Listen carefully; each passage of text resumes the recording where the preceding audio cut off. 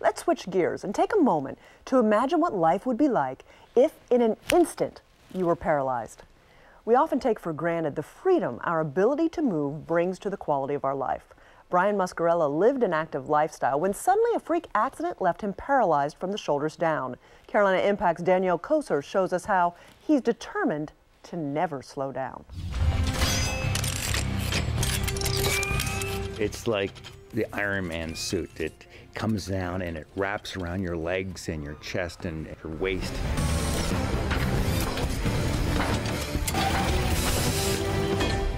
But Brian Muscarella doesn't get his superhero strength from this suit. It comes from his will to succeed. Taking deep breaths and pumping his arms, he focuses on each step he takes.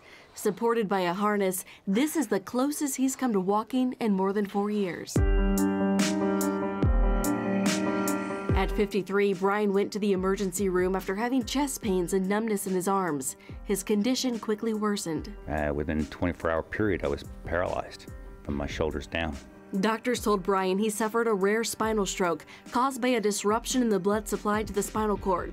But what they couldn't figure out was why this happened to someone so active. An endurance athlete, Brian stayed in shape running marathons and skiing with his daughters. I want to do it again. I mean, I taught my girls how to ski. And one of the goals I want to do is be able to ski with them again. It was devastating to my family and myself, psychologically, mentally. I mean, it's a traumatic change to have someone say that you're paralyzed and recovery is unlikely. Doctors described it as a freak accident. I just took that to be my anthem. Brian's family and friends banded together to show him support, calling themselves Team Freak, inspired by the unusual diagnosis. He spent 3 days in the neurological intensive care unit, followed by a month of inpatient therapy at Carolina's rehabilitation. I was graced to have a great doctor in Dr. Latanya Lofton that understood that a cure is not about medicine. Sometimes it's about understanding what your patient needs. It was very encouraging to see him take what was, by all accounts, a tragedy, and he used that to motivate himself to get better.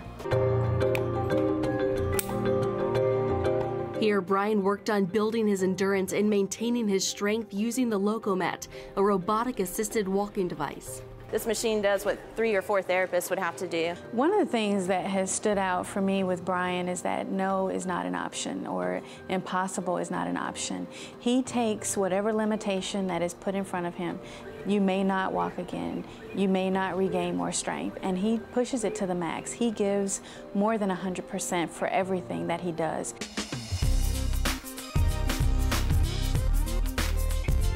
After therapy, Brian began pushing himself through the Adaptive Sports and Adventures program, or ASAP, at Carolina's rehab. The program, funded solely by donations, provides people with physical disabilities the opportunity to participate in more than 15 adaptive sports, like hand cycling, water skiing, and rugby, at little or no cost. And one of the things through sports, it helps you get over those hurdles. Instead of that being, I can't do this, okay, let's work around it, because you're strong enough to do that. Looking good. The program also connects him with others who are facing similar or more severe injuries. You're on a team, you're participating, it's a lot of camaraderie, you're sharing stories. It takes the fear out of what's happened to you dramatically. Last season, the ASAP hand cycling team traveled across the Southeast, competing in 11 races.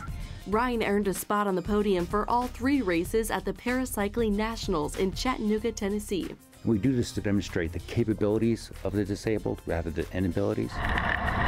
Each year, Brian is one of nearly 50 cyclists who bike 180 miles to the Carolina coast, raising money for the Adaptive Sports program. During the ride, he's surrounded by Team Freak, family and friends who have been at his side since the diagnosis.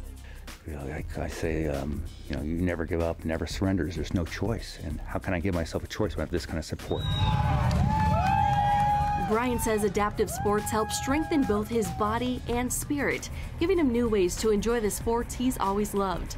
Now he continues adjusting to life adapted, staying focused on his goal to ski with his daughters again. For Carolina Impact, I'm Danielle Koser reporting. I had the good fortune of meeting Brian a few weeks back. He has an amazing can-do spirit. Thanks so much, Danielle, for sharing his story. Well, Brian's been successful raising money for Carolina's healthcare system's Adaptive Sports and Adventures program, which helps others in similar situations stay active. To learn more about the program, we've got a link posted along with this story at pbscharlotte.org. Finally tonight, fall is